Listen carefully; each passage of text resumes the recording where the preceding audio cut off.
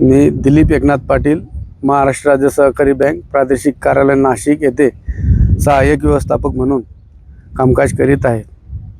मी आज सातपुडा सहकारी साखर कारखाना या कारखान्यात बँकेने दिलेले वेळोवेळी दिलेले कर्ज आता साधारणतः 1400 ते 15 कोटीपर्यंत थकीत झाल्यामुळे सरपेशी कायदा 2002 अंतर्गत सेक्शन 14 नुसार कोर्ट कमिशनर नेमणूक झालेली असून कमिशनर साहेबांनी दिलेली नोटीस आज रोजी सातपुडा सहकारी साखर कारखान्याच्या सूचना फलक मेन गेटवर लावण्यात आलेली आहे.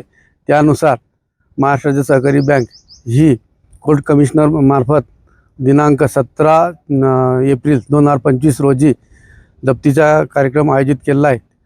सदर तारखेस सातपुडा सहकारी साखर कारखान्याची पूर्ण मालमत्ता जप्त करून कोर्ट कमिशनर साहेब महाराष्ट्र राज्य सहकारी बँकेच्या ताब्यात देणार असून त्यानुसार कामगिरी चालू आहे.